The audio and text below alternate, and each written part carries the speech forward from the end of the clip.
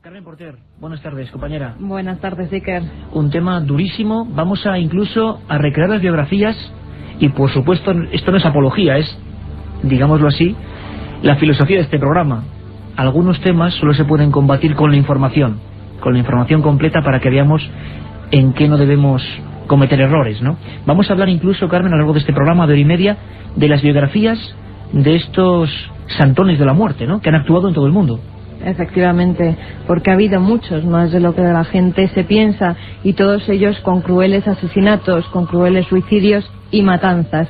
Tú lo nombrabas antes, lo de Uganda. Yo me acuerdo que en aquella época trabajaba en una revista y seguí toda la noticia, y la verdad es que era escalofriante, porque cada día se iban encontrando más y más cadáveres, ya no solo incluso donde habían sido incendiados, sino en los alrededores, en otras casas que tenían, y no eran los únicos. Anteriores a ellos ha habido muchas masacres de este tipo que hay que darlas a conocer precisamente para que se puedan evitar.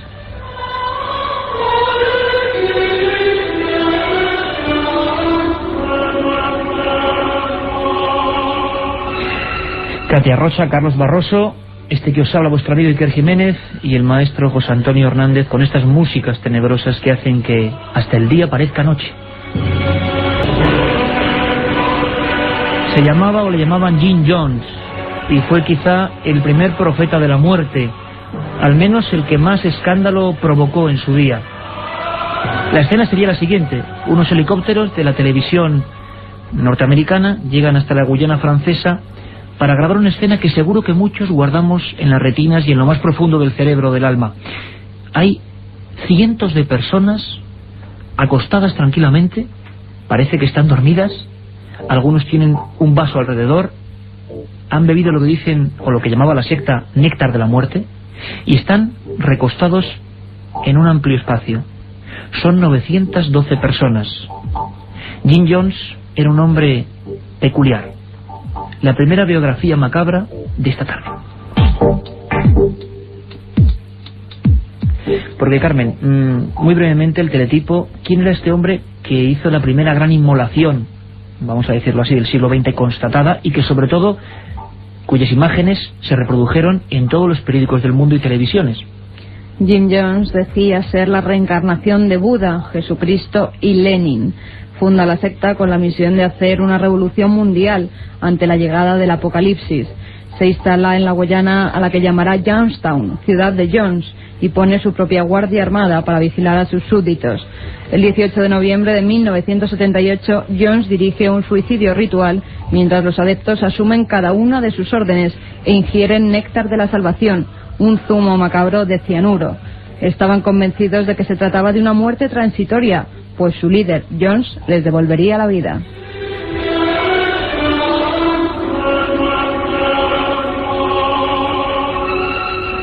Jim Jones.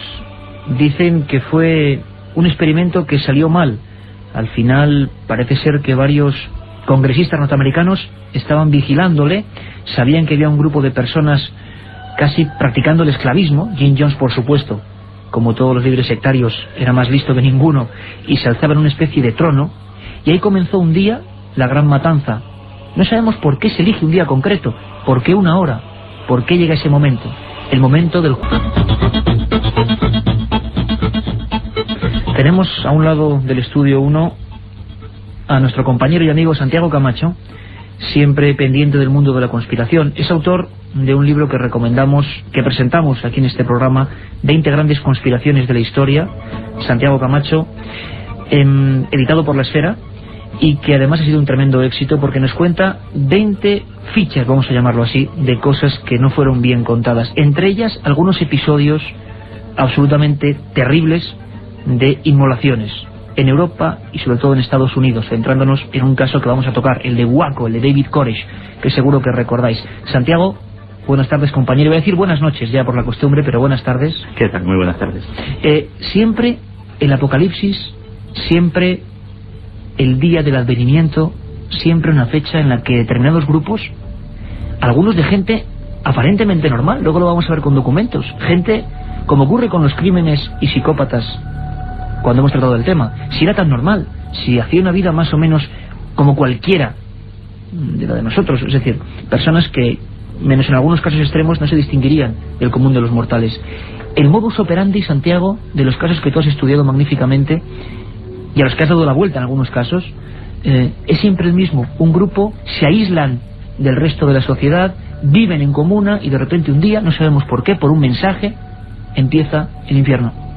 Sí, generalmente ese aislamiento procede de una de las técnicas, digámoslo así, más usuales dentro de las sectas destructivas, que es lo que se denomina el control del medio.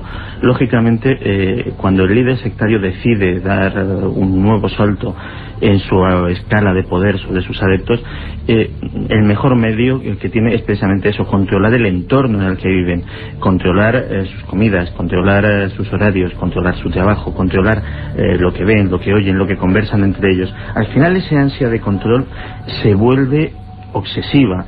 Y generalmente sí hay un patrón en cuanto a la elección de esa fecha fatídica, y muchas veces coincide precisamente cuando ese líder sectario, que en contra de lo que se cree popularmente, no está movido por el dinero, ni está movido por el lucro, ni es un timo a gran escala, sino que realmente es una persona muy enferma, es una persona con graves trastornos de la personalidad, son psicópatas que agravan esa tendencia sociopática, la agravan con graves trastornos psicóticos que les hacen pues tener esos delirios de grandeza, ese mesianismo. Cuando ven peligrar esa fantasía a gran escala que han montado, es precisamente cuando deciden dar el gran final. De hecho, es lo que le pasó a Jim Jones. Fíjate que mencionabas antes el trono en el que en el centro de Jonestown se sentaba Jones. Encima de ese trono había una frase que esta noche iba a decir yo también por la costumbre. Esta tarde haríamos bien en recordar, a pesar de estar allí. Jones tenía puesto: quien olvida la historia está condenado a repetirla.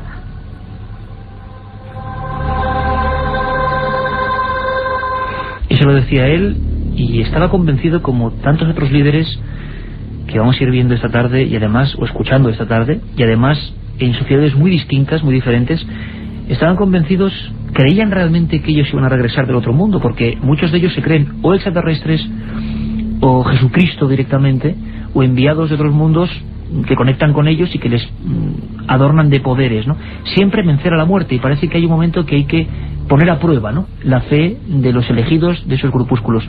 912 personas, hay fuentes que dicen 914, 1978, las imágenes, como digo, dieron la vuelta al mundo. Niños, mujeres, hombres bebieron ese ungüento, como decía Carmen, ese néctar de la salvación compuesto de cianuro, y lo hicieron sin rechistar, aunque hay teorías, como siempre, y vamos a escuchar hoy también muchos apuntes que se encargan de tirar por tierra lo oficial, que dicen que no, que en la mayoría de estos casos, Santiago, aparte de que haya gente que se suicide, muchas veces la propia secta acaba con los miembros. Un auténtico homicidio en masa también provocado por este tipo de corpúsculos. Vamos a escuchar a uno de los grandes expertos en materia de sectas, autor, de libros clásicos como Adicción a sectas o Periodismo de investigación, que por supuesto también recomendamos. Él es Pepe Rodríguez. Y Pepe Rodríguez recordaba perfectamente algunos de los casos más impresionantes que íbamos a desvelar también con él. Nos habló de la Guyana y de cómo la investigación arrojó este tipo de enigmas. 914 cuerpos, imaginemos, cada uno con ese plácido sueño de la muerte, y nadie sabía qué había ocurrido, cómo habían hecho para turnarse en el hecho de morir. Se pensaba que algunos, lógicamente, tendrían que haber huido, no tendrían miedo de ese último momento, pero no, estaban todos muertos. Escuchamos lo que nos cuenta Pepe Rodríguez. El primer asesinato en masa que pasó como suicidio colectivo, que impresionó a todo el mundo, fue el de Jim Jones, con el templo del pueblo. Pero a mí de este caso lo que me impresionó, al margen de que todo lo era mucho, cómo vivían, cómo estaban sometidos, el que para doblegar la voluntad de buena parte de los miembros que vivían allí, obligaron a los padres a darle un refresco con cianuro a sus hijos, y obviamente cuando un padre acaba de matar a su hijo y es consciente de ello, cuando ya no puede volver atrás, pues se desencadena toda una tragedia colectiva, pero que incluso así muchos de estos padres tuvieron que ser ejecutados a tiros y no se suicidaron. La otra realidad. Fenómenos extraños. Misterios sin resolver. Milenio 3, en la SER. Es muy curioso porque este tipo de acciones que nos parecen propias de mundos selváticos, ¿no?, como ocurrió realmente en Guyana, se fueron en los últimos 20 años extendiendo a otros sitios, a otras poblaciones. En septiembre del año 2000, por ejemplo, un hecho muy poco conocido, algunos grupos de peruanos de zonas también desfavorecidas decidieron autoinmolarse en grupos de diverso número. El hecho más duro ocurrió en la calle 2136 de Los Salitres, en el distrito de San Juan del Lurigancho, en Lima. Allí la policía encontró lo siguiente: un trono, repetición, digámoslo así, del hecho de la Guyana, de Jim Jones. Habían pasado 22 años desde entonces. 7 niños envueltos en sangre, y en la pared la imagen de Dios con los brazos abiertos. Según el líder de este tipo de grupos, que actuaba en familias, las familias se mataron individualmente, por unidades. Según el hombre que organizaba este inmenso delirio, Armando Payano Córdoba, el mundo se iba a acabar al día siguiente. Cada uno de los niños tenía la Biblia entre las manos, y seleccionada, marcada, una zona del Apocalipsis.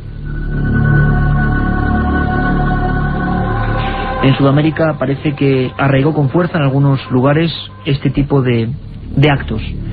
De Jim Jones, el que lo inicia todo, vamos a decir, a nivel mediático, tan de moda esta palabra, el que hace que todo el mundo se asuste con el tema de las sectas. Antes parece que estaban en ese lado oscuro del que nadie hacía caso. Jim Jones, ¿subimos realmente qué le motivó a hacer todo esto? ¿Tú crees que es esa operación norteamericana, parece ser desde el Congreso, que iban a intentar vigilarle? Hasta entonces, si no ocurre esa operación, la secta no hubiera actuado acabando con ella misma. ¿Tú crees que eso suele ocurrir, o que estaban predestinados, que había una fecha concreta y que ellos iban a poner todo de su parte para irse al otro mundo? Bueno, el deterioro de la convivencia en Jonestown estaba siendo bastante patente en los últimos tiempos. De hecho, Jones empezaba a sentir que ese control omnímodo que iba a tener sobre su gente se le perdía. Había mucha contestación. Había habido incluso intentos de fuga. De hecho, la tragedia se desencadena unas horas antes, cuando unos sicarios, presumiblemente al mando o por orden de Jones, asesinan en un aeropuerto cercano a un congresista estadounidense y a un equipo de televisión que le acompañaba, que unas horas antes habían estado visitando la sede de la secta y habían recibido pues quejas, peticiones de ayuda, etcétera, etcétera, algunas solapadas, algunas en forma de notas deslizadas en los bolsillos subrepticiamente. Y antes de que esa persona volviese a Estados Unidos, organizase una investigación por parte de las autoridades, se desencadena, ya te digo, la tragedia a gran escala. Lo que decía Pepe Rodríguez, por ejemplo, es completamente cierto. De hecho, una de las cosas que más llamó la atención es que cuando se empezó a investigar y los expertos forenses empezaron a encontrarse con esa masa de casi 1000 cadáveres, es que había algunos que estaban apilados. La gente no se va a morir unos sobre otros. Lógico. Eso indicaba que alguien los había ido amontonando, y en los de las capas inferiores, en los de los estratos inferiores, sí había orificios de bala. De hecho, investigadores americanos del FBI que fueron a ver qué podían sacar en claro de este asunto, descubrieron que había restos y había rastros de verdaderas cacerías humanas por la selva de los alrededores. Es decir, Jones tenía una guardia de corps fuertemente armada. De hecho, Jonestown en sus últimas fechas parecía casi un campo de concentración con torres de vigilancia. Lo que era el paraíso se convirtió en una cárcel para toda aquella gente. Efectivamente. De hecho, físicamente la instalación tenía ya ese aspecto de cárcel. Es decir, tenía una empalizada de gran altura, rodeada por una pasarela por la que había guardias armados constantemente, y varias torres de vigilancia emplazadas en las esquinas del complejo. Realmente, pues lo que nos podemos imaginar, pues el típico campo de concentración que sale en las películas de la Segunda Guerra Mundial, donde se tienen a los prisioneros, pues básicamente eso. Otra cosa curiosa es que de los miembros de esta guardia de corps, de este grupo armado, que se cree que no eran fieles de Jones, sino que eran mercenarios pagados, no apareció ningún solo cadáver. Es decir, estos guardias armados se esfumaron en el aire después de la tragedia.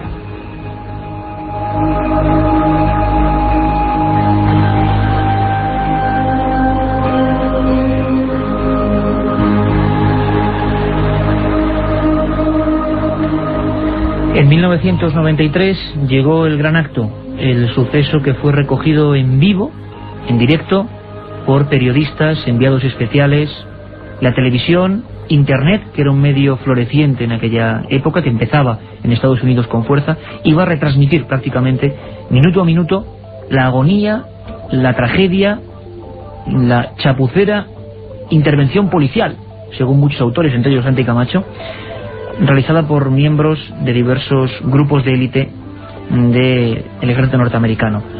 Parece ser que algo ocurrió en otro rancho, siempre en lugares aislados, y seguro que a nadie se le olvida ese nombre, David Koresh.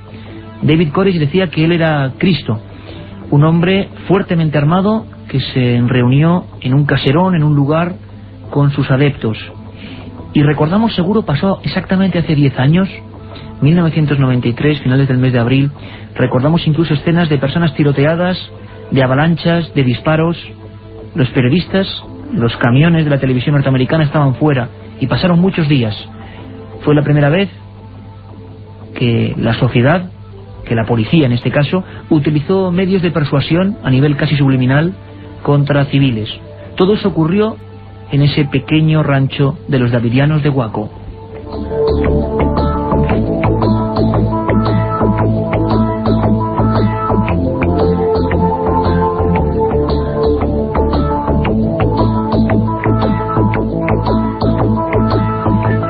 Vamos a escuchar una canción, vamos a escuchar unas palabras repetidas, es como un canto tántrico prácticamente, algo que simplemente se hace 1, 2, 3, 4 veces para que un grupo de personas, para que alguien en un estado concreto de concentración entre en trance o en un estado alterado de conciencia. Es el propio David Koresh cantando casi con un tono cercano al rock, cantando que llegaba el último día. Lo escuchamos brevemente porque es hasta estridente. Este es David Koresh.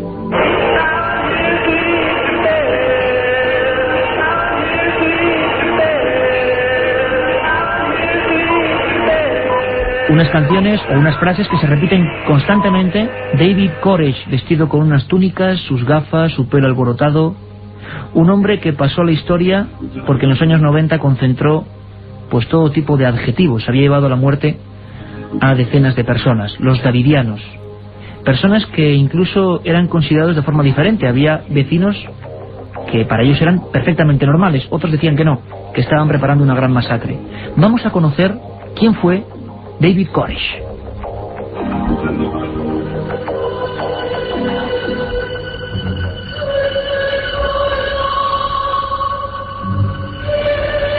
Su verdadero nombre era Vernon Wayne Holt.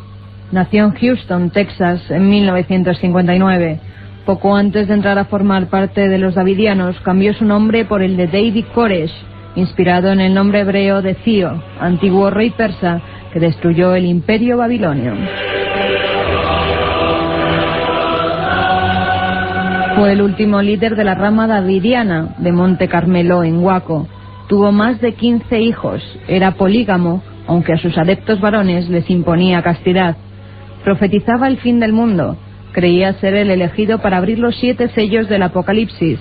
Koresh creía en la proximidad del fin de los tiempos y de la segunda venida de Jesús.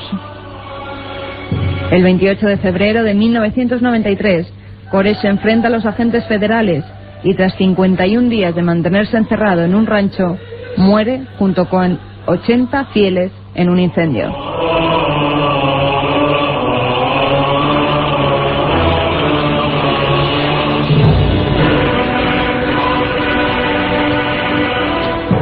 Santiago, tú dedicas un capítulo de tu libro a David Koresh, a la masacre de Waco, a la inmolación, la intervención policial, la masacre mejor contada de la historia en el mundo de las sectas, sin duda alguna.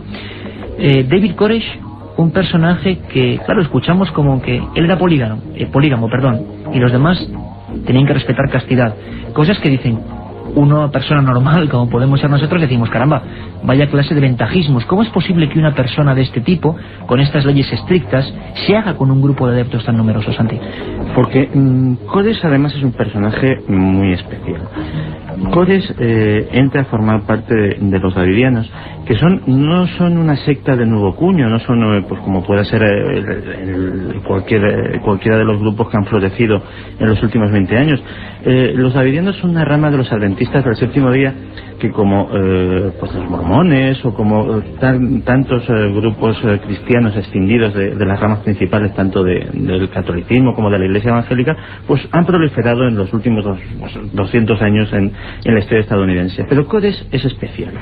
Codes, diciéndolo en un lenguaje más o menos coloquial, es un telepa, y es un telepa nato, y además es una persona que, como en el caso de Jones, tiene una tendencia psicópata muy clara. Es una persona sin conciencia, sin remordimientos por sus actos, capaz de realizar cualquier cosa, y de hecho hace lo imposible por terminar haciéndose el líder de la comunidad religiosa que vivía en Monte Carmelo.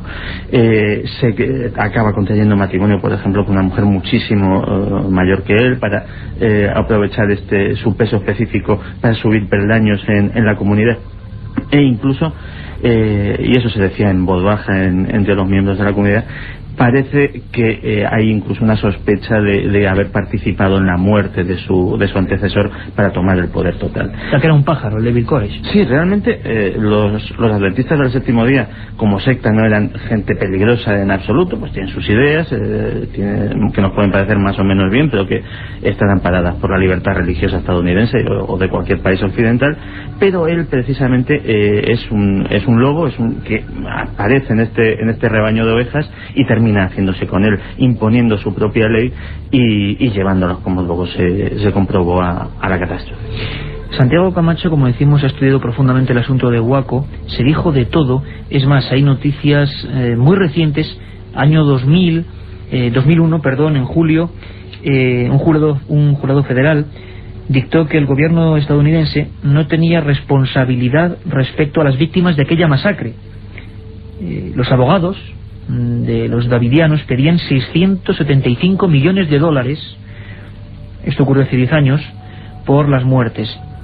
¿Por qué? ¿Qué ocurrió? ¿Qué pasó? Quizá muchos oyentes de Milenio 3 no recuerden este hecho absolutamente trágico y negativamente histórico en el mundo de las sectas y de las creencias. Parece ser que estaba anunciando el fin de los días, parece ser que se había rumoreado, no sabemos con qué fidelidad o no, que ese rancho iba a convertirse en el rancho de la muerte, y al final se convirtió en ese rancho de la muerte cuando intervino la policía. Tenemos un documento, creo, interesantísimo. Es Virgilio Ávila, el primer cronista que llega en un automóvil, que ejerce casi de periodista, la noche de autos, la noche en que aquel rancho se convierte en pasto de las llamas, en que hay personas tiroteadas, en que los lamentos rasgan la noche y en que casi 100 personas aparecerán masacradas. Virgilio Ávila todavía no sabía bien qué había ocurrido. Se encontraban cadáveres entre los escombros. Había muchas hipótesis que empezaban a flotar en el ambiente. Así lo contaba. En este momento la actividad policial ha cesado. No es una actividad como había antes y durante la tragedia. En este momento los investigadores están revisando los escombros.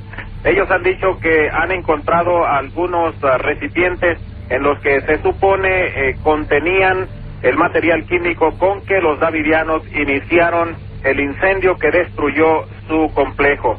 Por otro lado, los expertos dicen que el reconocimiento de los cadáveres será una tarea bastante difícil, que se tomará algún tiempo porque seguramente han quedado totalmente calcinados. Dicho sea de paso, esta actividad de recuperar los cadáveres todavía no se ha iniciado, ya que durante toda la noche los escombros emanaban grandes columnas de humo y se podían divisar algunas pequeñas llamas. Los agentes dicen que el calor da la posibilidad de explosiones debido al arsenal que tenía guardado David Koresh en el lugar, así que se tomará por lo menos un par de días antes de que exactamente sepamos qué es lo que se encuentra entre los escombros. Un viaje en busca del misterio. Milenio 3, en la SER. Milenio3@cadenaser.com es el lugar, la línea abierta constante con este equipo de contadores de historias que estamos dispuestos siempre a investigar, a indagar en los casos que nos propongáis. Y durante este verano es increíble la cantidad de gente que nos preguntaba por casos como el de Waco en concreto, y otros también sobre la inmolación o el, digamos, no fundamentado, porque no llegó a ser, suicidio de una secta en Tenerife. Hablaremos de ello en esta hora que nos queda. Es decir, había un interés en esas inmolaciones rituales ocurridas en diversas partes del mundo, y lo hemos concentrado hoy, pero Waco sin duda puede ser el caso estrella, tal y como sucedieron los hechos. 10 años y un sinfín de enigmas que todavía, como decimos, sobrevuelan en aquel rancho hoy deshabitado. Santiago, la ATF, Oficina de Alcohol, Tabaco y Armas de Fuego, un centenar de agentes llegan al lugar. ¿Por qué?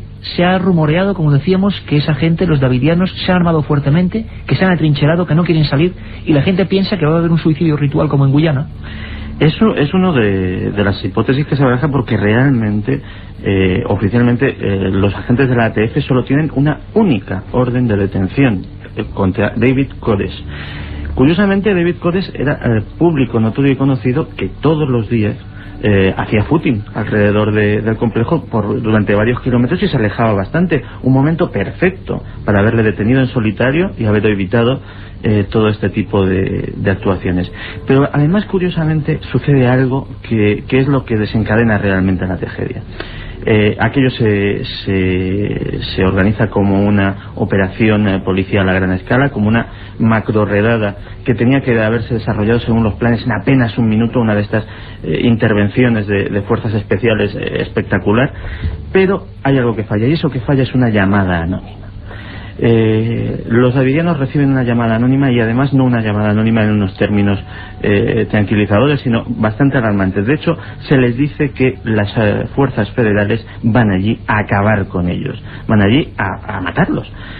Entonces, lo que sucede es lo que habría de esperar en un grupo pues muy paranoico, un grupo muy fanatizado, y un grupo sobre todo armado hasta los dientes. Un grupo heterogéneo, Santi, perdón, es decir, mujeres, niños, personas de diversas edades o personas de un sector social muy concreto. No, eran, efectivamente, como muy bien has dicho, era una pequeña comunidad que podríamos casi calificarla como un pueblecito.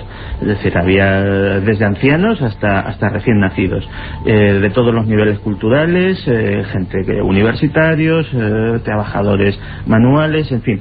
Y todos ellos poseídos, entre comillas, por el influjo, el enigmático, vamos a decir, poder de David Koresh. Correcto. Y esta gente, también hay que pensar una cosa, es decir, a David Koresh se le quiere detener para interrogarle, porque estamos hablando de Texas.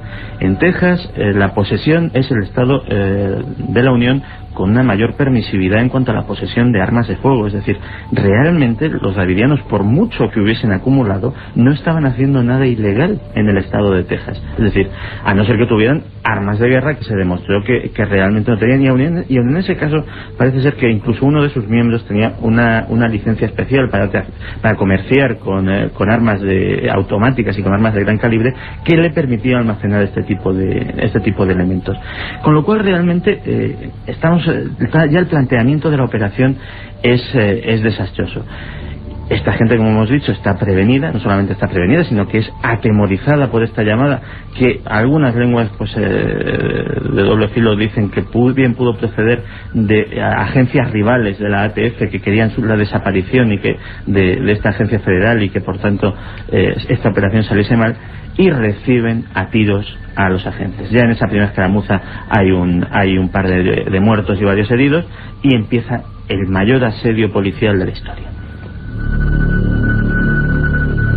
Incluso, Santiago, tú indagaste en la muerte de Schroeder, uno de los sectarios que murió de forma trágica encaramándose a una valla, tiroteado delante de las cámaras de televisión. ¿Cómo fue este caso, para hacernos eco de cómo empieza a intervenir la policía contra los davidianos?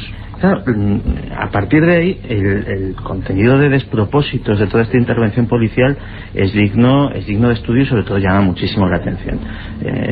Todas las leyes que hay sobre negociación en casos con rehenes, y de hecho habiendo recién nacidos y niños, se podía considerar perfectamente el caso, son quebrantadas. Y llama la atención como, por ejemplo, este buen hombre, que era uno de los miembros de la comunidad, pero que la intervención policial le había pillado pues trabajando en su oficio, en su trabajo habitual, y al regresar a casa pues se encuentra todo esto. Y bueno, pues él decide que quiere entrar. Este hombre es tiroteado sin piedad. Estamos hablando de una persona desarmada que lo único que quiere es unirse a los que considera su familia. De hecho estaba su familia de verdad, su mujer y su hijo estaban allí. Es tiroteado delante a la vista de todos sus compañeros, tiroteado por la espalda. Y ese cadáver se queda encaramado en la verja que estaba intentando escalar durante días. Nadie está en plena tierra de nadie, entre las dos líneas de fuego. Nadie de ninguno de los dos bandos obviamente se atreve a recogerlo, y allí se queda descomponiéndose delante de la vista de sus seres queridos. Han pasado 10 años y la masacre de Waco, como decimos, sigue envuelta en misterio. Misterio que se refleja en expedientes oficiales que todavía el FBI no quiere desclasificar.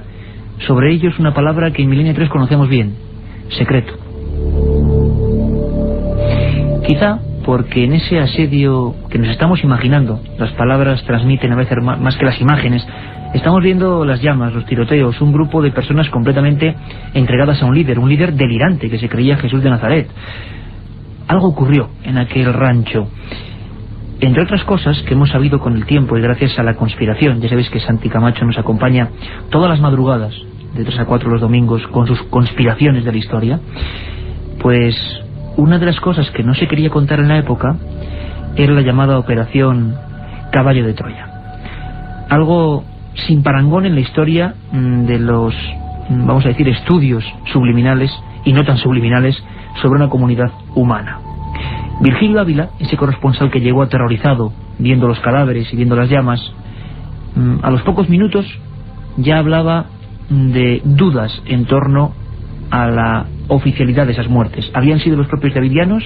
¿Había sido todo provocado, incluso las llamas, por la policía? Empezaba la controversia, una controversia que dura una década. Bien, en este momento se está arguyendo por parte de algunas personas, de los simpatizantes de David Koresh, o de las personas allegadas a esta secta, de que el FBI, en su intento de introducir el gas lacrimógeno a través de mangueras en los vehículos blindados, botó algunas lámparas con las que utilizaba la secta para iluminarse durante la noche, ya que les habían cortado la electricidad desde hacía aproximadamente un mes. Pero, sin embargo, los oficiales del FBI dicen que a través de sus binoculares ellos pudieron ver a algunas personas rociando algún tipo de líquido antes de las llamas, y que se pudo ver bastantes llamas salir al mismo tiempo, o sea que no se inició en un solo lugar. Y dicen ellos que esto fue la orden de David Koresh, y que de ninguna manera el tipo de gas lacrimógeno que ellos usaron, ellos dicen que no es un tipo pirotécnico, o sea que no podría causar ningún tipo de incendio. Pero casi a los segundos de ese momento, Internet y algunos medios, vamos a ponerle comillas, clandestinos en aquella época, o con otro tipo de información, ya hablaban de divergencias, ya hablaban de esa operación Caballo de Troya. ¿En qué consistió, Santiago? Que nos suena un nombre bien conocido. ¿Qué pasó en aquel rancho? ¿Cómo actuó? Creo que incluso los SWAT, es decir, los cuerpos de élite policiales, ¿qué hicieron? ¿Cómo motivaban para que aquella gente saliese, ¿no?, del rancho? ¿Qué les hacían? Porque es espectacular. Pues cosas muy curiosas, que realmente no se sabe qué asesoramiento psicológico tenían, porque luego se ha demostrado ser contraproducentes. Se les sometió a una tensión, se trataba de someterles a una tensión absoluta, y con el fin, se supone, que de que depusieran su actitud. Como hemos oído hace un momento, se les privó de luz y agua, se les privó de comida. Vuelvo a recordar que había un buen número de niños pequeños allí. Ni siquiera esos niños pudieron disfrutar de esa agua fresca y de esos alimentos. Y día y noche se instalaron unos altavoces gigantescos de los que pueden verse en cualquier macro concierto de rock, en los cuales se transmitía música estridente, sonidos enervantes, como puede ser el degollar conejos delante del micrófono para que esos chillidos penetrantes, amplificados millones de veces, llegasen a día y noche a los oídos de estas personas, impidiéndoles descansar. Todo el complejo era barrido con focos de tremenda potencia que también impedían cualquier tipo de descanso. Y realmente esto, en opinión de los expertos en este tema, es una barbaridad, porque estamos hablando de un grupo, como hemos dicho antes, muy fanatizado, que realmente cuando se le somete a este tipo de estímulos lo que se consigue es que aumente su cohesión entre ellos. Es decir, precisamente David Koresh les había estado durante años adoctrinando sobre la maldad del exterior, sobre la sociedad normal, entre comillas, que quería acabar con ellos, que eran sus enemigos, y precisamente con esa actuación estaban reafirmando las ideas de su líder, estaban cohesionándoles, haciendo que resistieran allí como una piña. Y al final, el resultado de todo esto, objetivo, casi 100 muertos, y nadie sabe dónde está la balanza, quién fue más culpable. Esto es lo que pasó en Waco. Pero desgraciadamente la masacre de Waco no sirvió para que todo el mundo tomase conciencia de un hecho tan trágico, sino que como un virus letal, ese contagio, como se contagia el miedo, se contagia también la locura, el delirio, la maldad, empezó a recorrer otros lugares. Muchos pueden decir, hombre, que la sociedad tejana es más o menos desarrollada, desde luego no es Uganda, pero y lugares como Suiza, lugares que tienen una renta per cápita, un nivel cultural, un nivel de conocimientos, ¿es posible que algo parecido a estas tragedias ocurriese allí? Claro que sí. Allí actuó de forma increíble y llena de escenografía la Orden del Templo Solar. Vamos a conocer a este extraño grupo.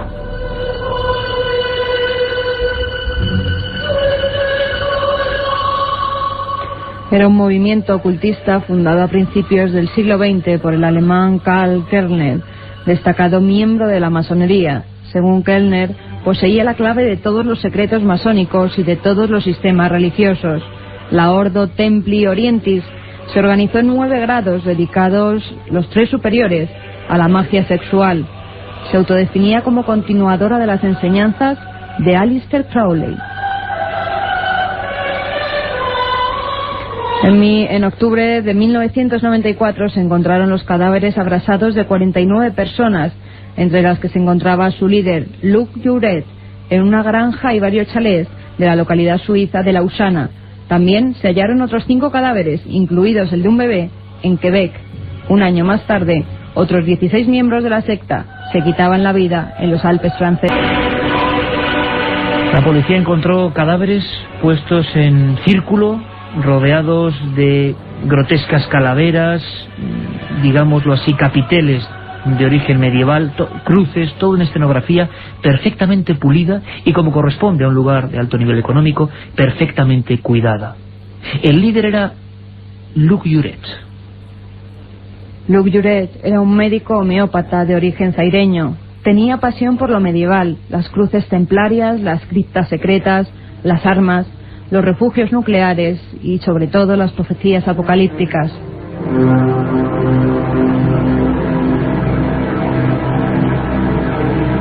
Era conocido como el Gran Maestro, el sumo pontífice de la Orden del Templo Solar y de su filial La Cruz y la Rosa. Estaba convencido de la llegada del fin del mundo en 1992 y del anticristo. Al creerse el elegido para hacerle frente, hace acopio de todo tipo de armas que guarda en los sótanos de sus viviendas.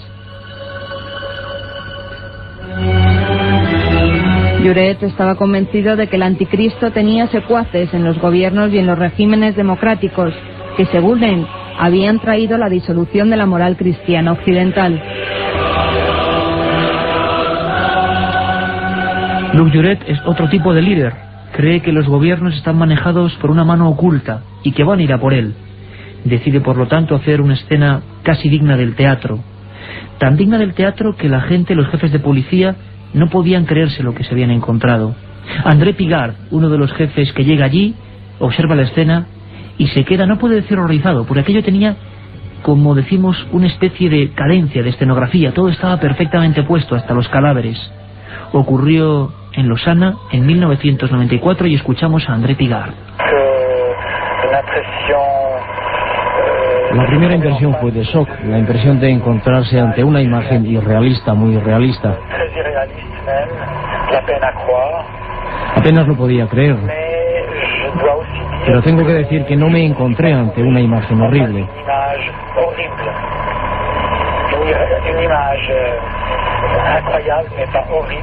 Era una imagen increíble, pero no horrible. Lo más curioso, y lo veníamos advirtiendo, es que la gente del entorno, de los miembros del Templo Solar, esta secta ya entra en términos ocultistas, gobiernos ocultos, templarios, tradiciones que vienen de lo más profundo del medievo. Bueno, pues los vecinos hablaban de gente absolutamente normal, de un nivel sociocultural alto y perfectamente normales. Por lo tanto, ¿qué les había motivado a hacer aquello?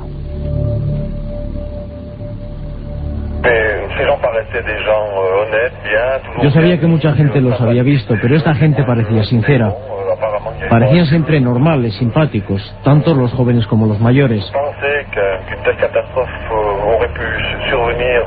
Nada hacía pensar que una catástrofe parecida podía ocurrir la noche pasada. Investigó intensamente el asunto de la Orden del Templo Solar, cuyas ramificaciones se escapan, como en todos los grupos ocultistas, quién sabe hasta dónde, nuestro buen amigo Enrique de Vicente, director de la revista Año Cero, y dedicó no pocos artículos a perseguir esta historia. Enrique, buenas tardes, amigo, ¿cómo estás? Buenas tardes, querido Iker y querido Santiago, encantado de estar con vosotros. Y nosotros, por supuesto, que estés aquí en Milenio 3. Enrique, Orden del Templo Solar, Luc Juret, ¿cómo es posible que en Suiza, como decimos, con un nivel de adquisición y de cultura importante, ocurriese lo que ocurrió? Bueno, pues lo increíble no solamente es que sucedió en Suiza, sino que sucedió con ciudadanos de muchos países occidentales, gente de un altísimo nivel social, y lo increíble no solamente es que haya una matanza que parece que fue como esa que ocurrió en Suiza, en parte suicidio decidido por los miembros convencidos de que debían hacerlo así, y al mismo tiempo asesinato de todos los disidentes, sino lo increíble es que hubiera 2 suicidios posteriores. O sea, ¿cómo puede uno explicarse que tras haber conocido la muerte horrorosa que habían conocido a algunos de sus compañeros, hubiera otros miembros de la Orden del Templo Solar que decidieran acudir a las proximidades de un lugar conocido por el nada fiable nombre de Pozo del Infierno? Ahí fue donde murieron posteriormente, creo recordar que en el año 95, 16 miembros de la Orden del Templo Solar. Bueno, 13 y 3 niños. Lo de 13 ya nos indica que estamos ante crímenes, asesinatos o suicidios rituales. Muy importante, Enrique, perdóname, porque hay una cosa que además lo vimos que están preguntando por el mail. Hemos hecho hincapié en la escenografía. ¿Qué ocurría, Enrique? Que no eran muertes, no estaban los cadáveres desperdigados, habían mantenido una estética en todo lo que hacían hasta el día de su muerte. Sí, había una estética, pero sobre todo había un simbolismo muy potente. O sea, en cada uno de los pasos de los 3 suicidios, si me permites, termino de comentar que lo increíble es eso, es que puede haber gente entre esos 13 adultos que participan en el segundo suicidio o ejecución colectiva. Es decir, no sabemos si los 13 habían decidido, desde luego los 3 niños no, habían decidido morir para viajar hasta la estrella Sirio, porque eso es lo que ellos parece que creían. Se sabe que fueron ejecutados por 2 policías que formaban parte de la orden, y que luego se colocaron ritualmente también estos 2 policías y se dispararon a ellos mismos. Bueno, lo increíble es que entre estos 13 miembros estaban 2 miembros, por ejemplo, de la conocidísima familia Buarnet, que no solamente la mujer y el hijo del propietario de la empresa Buarnet, que controla algunas de las pistas de esquí más famosas de Europa, que producen un montón de artículos como las gafas de sol Buarnet, como un montón de artículos de esquí con esa firma. Y no solo eso, sino que entre los miembros que participaron en la primera masacre había gente que habían ocupado cargos políticos relevantes, por ejemplo en los gobiernos locales de Suiza y sobre todo de Canadá. También participó un canario que fue uno de los muchos que parece ser que fueron conducidos de buena voluntad, pero sin saber a lo que se enfrentaban a esa masacre. Ahora, tú me preguntabas acerca de la simbología. La simbología era plena, absolutamente, en cada paso de estos 3 asesinatos. ¿Podríamos hacer, Enrique, una fotografía de cómo se encontraron los cuerpos o por qué ellos utilizaban esa simbología? Hablaban de elementos medievales y de una cuidadísima posición de los cuerpos, ¿no, Enrique? Totalmente. De elementos medievales porque a fin de cuentas lo que estaban era haciendo rituales, según ellos creían, relacionados con los templarios. Por ejemplo, por hablar de la segunda matanza, de esta de los 13 adultos y los 3 niños. Esa matanza tuvo lugar en la meseta de Vercors, en Francia, que era un lugar de pasaje tradicional para los templarios medievales y que estaba muy cerca de lugares con nombres tan absolutamente significativos como el Pozo del Infierno, el Agujero del Diablo y el Monte Negro. O sea, ¿cómo alguien puede ir a morir a un sitio como ese? Desde luego, sitio alegre, ¿no? No, pero hay algo más. El pueblo más cercano se llamaba Saint-Pierre-de-Serennes, que podría ser traducido como San Pedro de la Hoguera. Eso hacía alusión a la hoguera en la que habían muerto los templarios medievales. O sea, si por un lado hablamos de los 13 muertos de ese segundo ritual, que es un nombre muy simbólico en muchísimas tradiciones, como Cristo y los 12 apóstoles, cuando hablamos del anterior, hay que recordar que en Suiza murieron 53 personas, pero no eran 53 los que tenían que morir, sino 54. Lo único, uno de ellos escapó presintiendo algo terrible, Huguenin, y según el propio relato de ese número 54, él lo que afirma textualmente es que tenían que morir 54 personas a semejanza de los 54 templarios que fueron quemados en París en 1310, cuando se condenó a la Orden del Temple. Caramba, o sea, todo perfectamente estudiado, milimétricamente pensado para ir hacia el fin del mundo. Vamos a dejar paso a nuestros compañeros, por supuesto, del boletín informativo de la cadena SER, y después continuamos con temas tan apasionantes como este, el orden del templo solar, y también, seguro que muchos lo recordáis, la puerta del cielo, Heaven's Gate, una historia increíble en la que ya tuvo mucho que ver Internet. Las matanzas vistas con el perfil del siglo XXI, personas que se autoinmolaron creyendo que viajaban detrás de un misterioso cometa, de algo que venía detrás del llamado Hale-Bopp y que iba a llevarles a otro mundo. Ocurrió también en Estados Unidos, en San Diego, con personas muy adineradas. Y por supuesto, no os olvidéis que trataremos los temas españoles. En Tenerife, un grupo de gente fue detenida prácticamente segundos antes, decían, de hacer un macabro suicidio ritual. Sociedades avanzadas, cultas, y sin embargo el misterio de esta secta del fin del mundo más presente que nunca.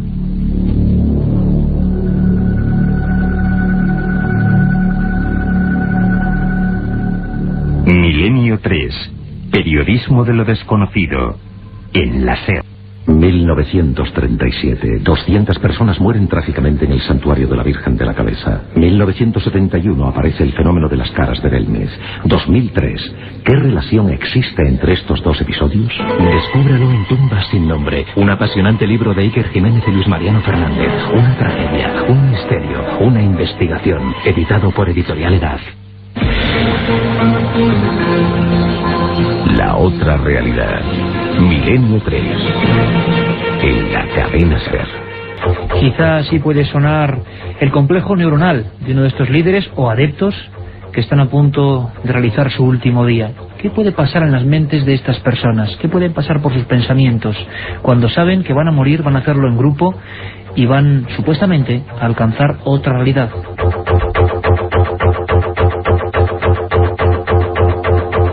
Somos Milenio 3, hoy programación especial de 4 a 5 y media. A partir de mañana, lo repito, nueva programación, presentación oficial de la parrilla de la cadena SER. Vamos a intentar estar toda la temporada contando lo mejor que podamos estas cosas que a veces quedan a un margen, pero que sabemos que entroncan con lo desconocido, con lo que nos inquieta, porque somos, a fin de cuentas, seres humanos envueltos en una realidad misteriosa. Hablamos del templo solar, de Luc Juret, de un grupo enigmático con Enrique de Vicente, director de Año Cero, que además siguió con reportajes, como está haciendo ahora, sobre el gobierno oculto, francamente sensacionales, y que además recomendamos a toda nuestra audiencia. Enrique nos hablaba de una escenografía muy concreta, de una esencia que venía del medievo, de aprovechar lugares que incluso fueron piras inquisitoriales de cara a los templarios. Incluso Pepe Rodríguez, cuando se producía en el año 93 las matanzas del templo solar, 93-94, hablaba en estos micrófonos, es un documento que hemos recuperado de nuestro archivo, comentando otros sucesos que estuvieron a punto de ocurrir en las principales ciudades de Suiza, quizá en la comunidad mundial más rica y próspera. Le escuchamos.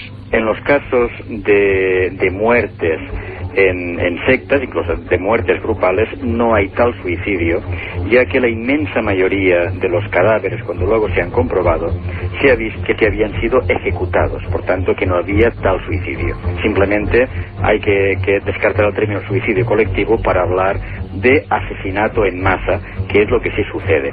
Y en un caso concreto, como es el caso de la secta Puerta del Cielo, que en un ritual colectivo la gente está de acuerdo en darse muerte. En las otras sectas no, la gente que es asesinada no quería morir.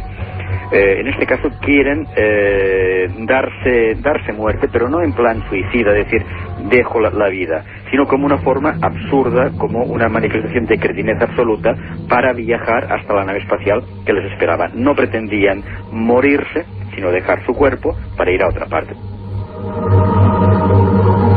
Escuchábamos a Pepe Rodríguez hablando y conectando algunos casos con quizá el último y más espectacular, Uganda y Heaven's Gate, esa puerta del cielo que resultó ser casi la puerta del infierno. Le escuchamos ahora sí hablando de esos ataques en Suiza que iban a realizarse, que diversos grupúsculos, no sabemos si del templo solar o no, iban a realizar, incluso atentando, decía la policía, contra civiles, contra personas normales y corrientes como cualquiera de nosotros.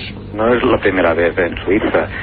Yo fui testigo hace 14 años, en los años 78 o 79, de una tragedia que se abortó por casualidad. Había una secta que todavía existe, todavía está en activo en Suiza, que tenía ya comprados 10 kilos de un gas de uso militar, que los iba a extender por la ciudad de Winterthur y hubiese provocado la muerte de prácticamente toda la ciudad. Puso varias bombas que fallaron, no mataron al comisario de Zurich por casualidad, pero en Suiza han pasado bastantes fenómenos de este calibre y con una intensidad realmente importante. Parece que ninguna sociedad moderna se salva del influjo de este tipo de grupos. Hablábamos del templo solar, hablábamos de la Guyana, de Waco, y mencionaba Pepe Rodríguez esa puerta del cielo, un caso de supuesto contacto con seres de otro mundo que iban a llevarlos a otro planeta. Ya no era alcanzar una vida ultraterrena, sino ir a otro planeta. Este caso también lo conoces muy bien, ¿verdad, Enrique? Pues sí, ese es un caso que investigué en su día y que en cualquier caso no me parece tan significativo y tan cargado de simbolismo como la Orden del Templo Solar, que es un caso que ha investigado muy a fondo ambos, pero sobre todo el de la OTS, nuestro amigo Santiago Camacho.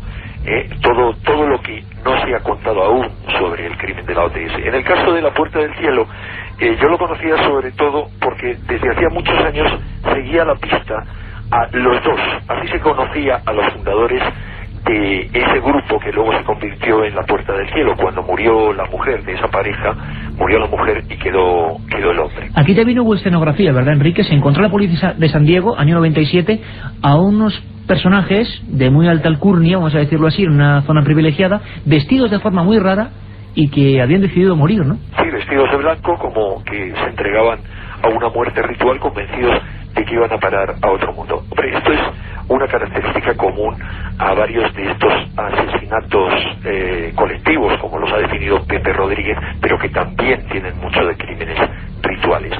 Tanto en el caso de la OTS como en el caso de la Puerta del Cielo, se está planteando abandonar el cuerpo terrestre para reencontrarse con lo que ellos creen que es su cuerpo auténtico, que ellos creían que no eran ciudadanos de este mundo.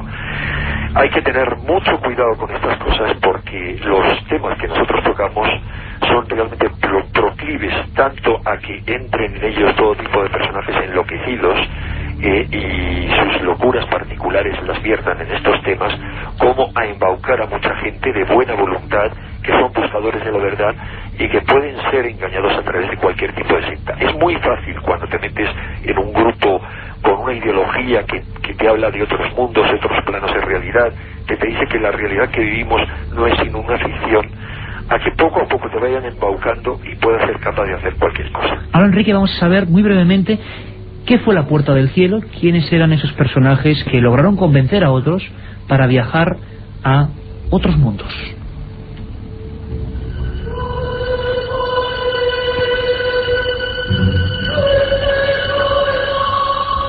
La Puerta del Cielo, o Heaven's Gate, era una agrupación fundada en 1975 por Marshall Applewhite y la enfermera Bonnie Lou Nettles. Él era catedrático de música y ambos se reunían con unos cultos relacionados con ovnis que desembocaron en la creación de la secta La Puerta del Cielo, que se establece en San Diego. Applewhite y Nettles se hacían llamar Bo y Ti y creían ser la reencarnación de Jesús y de su Santo Padre. Pensaban que tenían la misión de conducir a sus fieles a un plano superior de existencia, llevándoles en una nave espacial que vendría del más allá. Los adeptos tenían que abandonar sus bienes terrenales, sus familias y llevar un estricto celibato. La llegada del cometa Alebov era la señal que el grupo esperaba para subir a una nave espacial que los llevaría a su mundo en el cielo.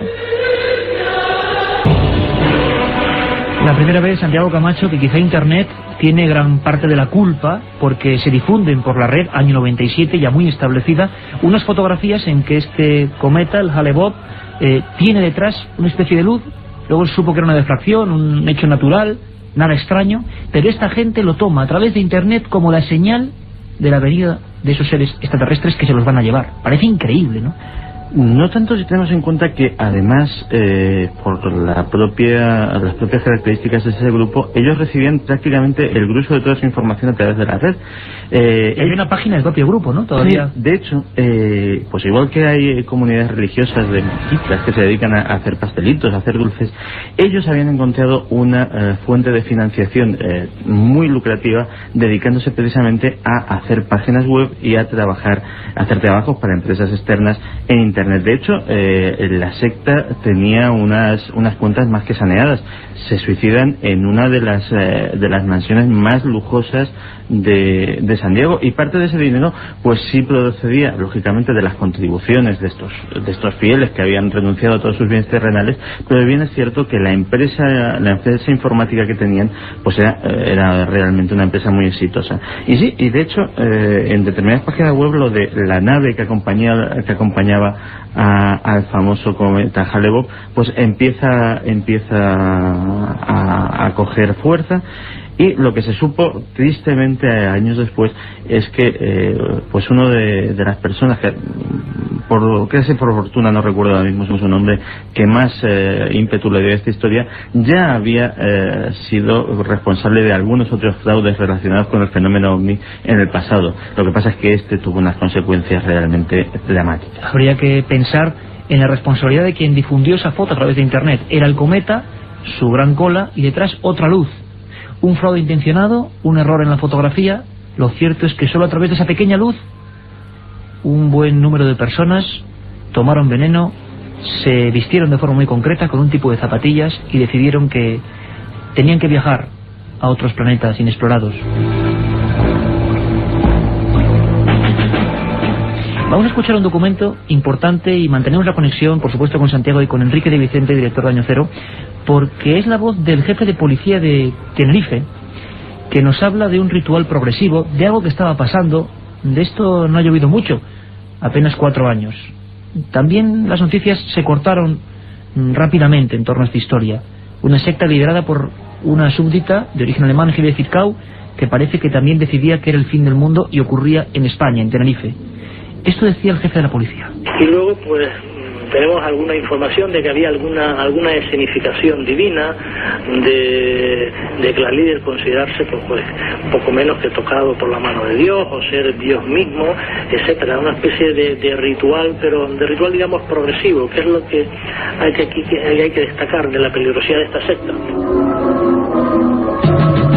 La noticia, después del suceso de Heaven's Gate, apenas medio año después, llegaba a colapsar los teletipos informativos españoles. Una secta extraña, misteriosa, viviendo en común aparentemente, quería suicidarse. Eso es lo que decían los medios y decía la policía. Tenemos la voz del delegado gubernamental, el delegado de gobierno, Rodríguez Valdés, que hablaba de sus pocas dudas en torno a lo que esa gente iba a hacer.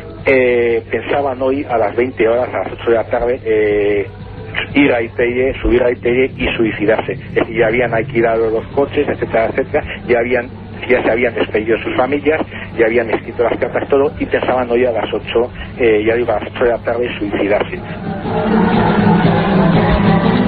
8 de la tarde, el Teide, lugar y hora para el fin del mundo. Todo lo que sea de origen canario, y es mucho y muy misterioso, ojalá esta temporada podamos estar allí con los amigos de Canarias, que sabemos que nos siguen, significa nuestro buen amigo, informador, José Gregorio González. José Gregorio, buenas tardes, compañero. Buenas tardes a Enrique y a Santiago. José, tú escuchaste estas declaraciones en su día, perseguiste la historia punto por punto, como en el caso de Waco, todo se envolvió de nubarrones grises, como siempre ocurre con las sectas. ¿Realmente esta gente quién era? ¿Qué iba a hacer? ¿Y lo iba a hacer de verdad? Bueno, la verdad es que el caso de Heidi Fiscau, como lo conocemos aquí en Canarias, pues es auténticamente controvertido, ¿no?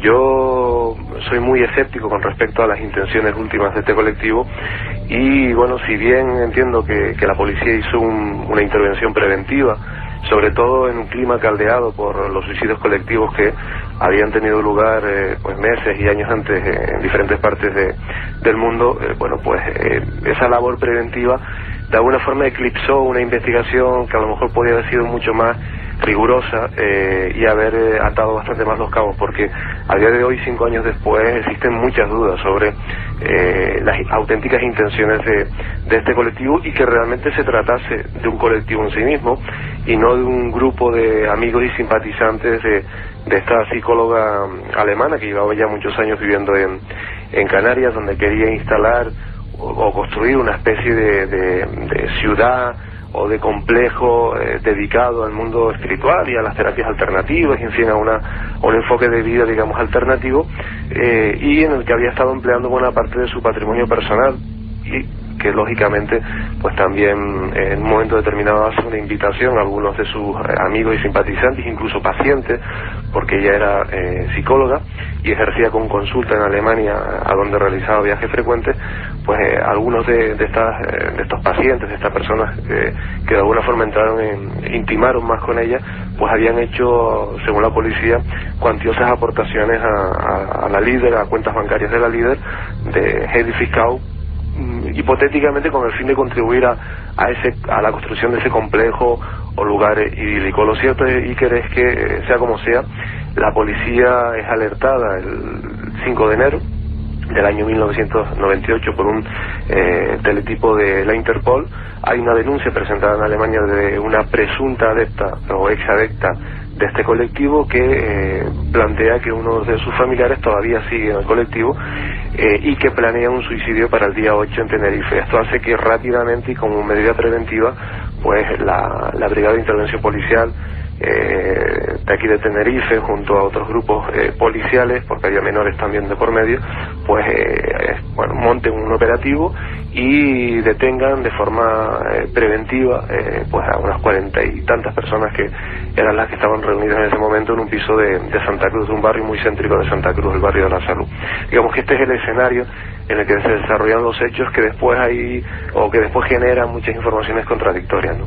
Enrique, tú que también seguiste esta historia y lo hizo tu revista, falsa alarma. Nos encontrábamos en un momento demasiado caldeado donde habían ocurrido varios hechos con suicidios, y también hubo cierta caza de brujas, porque incluso tenemos documentos y personas importantes a nivel gubernamental que hablaban de que era una secta de la nueva era y eso había que contrarrestarlo. Se mezcló todo en un cajón desastre y parece que quizá fue eso, una falsa alarma, ¿o no? Tú lo has definido a la perfección. Eso es lo que ocurrió.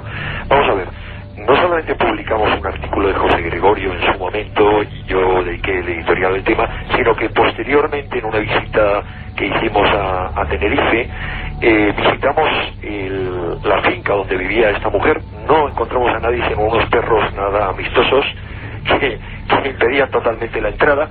Y por esas coincidencias, que hay que llamarlos así, de la vida, resulta que cuando estamos a punto de marcharnos en el aeropuerto, nos encontramos, creo que estaba José Gregorio con nosotros. Efectivamente, sí. Y recuerda José Gregorio que allí estaba Heidi Fiscau Garci, que es esta doctora de un viaje de Las Palmas, de un viaje de Marruecos y a Las Palmas regresaba Heidi Fiscau, porque además en todo este entramado Heidi envía una serie de cartas anunciando la destrucción del mundo y sus cualidades para evitar esa destrucción. O sea, José Gregorio, puntualicemos que ella era apocalíptica. Ella pensaba que el mundo se acababa como el resto de líderes que hemos conocido hoy. Sí, en parte sí. Ella entendía que había una lucha entre los hermanos blancos y los hermanos negros, que incluso habían desarrollado una especie de moduladores de conciencia, moduladores mentales, que eran capaces de enviar ondas y generar terremotos, catástrofes, incluso influir sobre los líderes mundiales. Y bueno, mandó misivas apocalípticas, pero claro, de carácter preventivo, como que ya la solución a este tipo de ataques, pues a Aznar, al máximo mandatario de Japón, incluso a Hassan II, y nosotros, curiosamente por esas coincidencias que mencionaba Enrique, nos tropezamos con ella justo cuando regresaba de una semana en Marruecos, invitada por Hassan II. Bueno, iba a decir que coincidencias que para mí no son tales, no, desde luego, porque da la casualidad de que yo tuve oportunidad, sin saber lo que iba a ocurrir en el futuro, de conocer en Montreal a Jean-Luc Juret, o sea, uno de los dos dirigentes de la Orden del Templo Solar, cuando estaba participando en un congreso mundial de parapsicología en Montreal. Pues en ese hotel, que era inmenso, que tenía capacidad la sala para 1000 personas, había a su vez en el hotel un montón de chiringuitos de todo tipo de grupos, y entre los chiringuitos estaba uno precisamente de la Orden del Templo Solar. Había una reunión de ellos, y había paralelamente otra relacionada precisamente con otro grupo que se ha tornado ahora de la más rabiosa actualidad, que son estos clonadores de inspiración extraterrestre.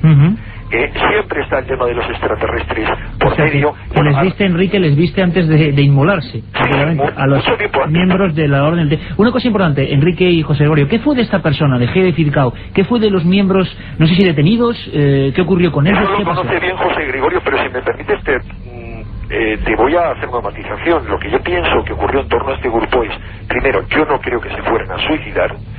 Segundo, esta señora pues nos atendió de forma bastante agresiva en el aeropuerto. Yo la respeto totalmente, pero no parece haber tenido el mismo respeto con nosotros. Tercero, aunque yo estoy convencido de que no se iban a suicidar, creo que la policía actuó bien porque actuó preventivamente. Lo que dieron era la voz de alarma, y probablemente esa actuación de la que fue objeto este grupo, lo que tenía como objetivo, y lo consiguieron, o sea, enhorabuena en ese sentido, fue desactivar otros posibles suicidios. Por ejemplo, había grupos todavía de la Orden del Templo Solar en Canarias. Yo he contactado con una exmiembro. Ramificaciones en España, curiosísimo. En España, sí. En Canarias habían tenido muchas reuniones, habían hecho rituales solares en varios lugares de poder de Canarias que José Gregorio conoce mejor que nadie. Y esta mujer, que había sido miembro suyo en Las Palmas, en Gran Canaria, me pasó una serie de documentos muy reveladores que a mí me dieron la clave de qué tipo de ritual es al que se habían sometido. Un ritual de origen egipcio. Tremendo, Enrique. Apenas tenemos tiempo. Apasionante, un asunto que estuvisteis ahí detrás de él como detectives del periodismo. José Gregorio, muy brevemente y casi en titular, ¿qué pasó entonces con esta gente que supuestamente se iba a matar en el Teide en honor a quién sabe quién? Bueno, a las pocas horas de la detención fueron puestos en libertad. Ella ingresó en prisión de forma preventiva durante un par de días, y después se decretó el secreto de sumario, una comisión rogatoria que permitió que varios inspectores de Tenerife viajaran a Alemania. Parece que se le imputaron nuevos cargos, incluso de daño psicológico, pero lo cierto es que 5 años después no ha salido el juicio. Ella ya telegráficamente te diría que envió una misiva en el año 2000 a todos los medios de comunicación, desvinculándose de cualquier grupo, proclamando su inocencia y por supuesto su intención de retirarse y vivir una vida austera y en solitario, desvinculada de cualquier tipo de movimiento. Y así están las cosas actualmente. O sea, seguimos con la duda. Lógicamente fue preventivo, creo que fue acertado, aunque precisamente ese aspecto preventivo hace que muchos cabos quedasen sueltos, que se cometiesen muchos errores informativos también, y que que muy poca gente se molestase en hablar directamente con ellas. Creo que a través de Año Cero fuimos la única publicación que habló, que tuvo una entrevista con ella y que pudo conocer en profundidad la forma tan compleja de pensar que tenía Heidi Filcao. Pues muchas gracias, compañeros. José Gregorio González en Canarias, en Tenerife, y Enrique de Vicente, director de Año Cero, y gracias por esa aportación. Santiago, nos marchamos. Simplemente una pincelada a pesar de la hora y media.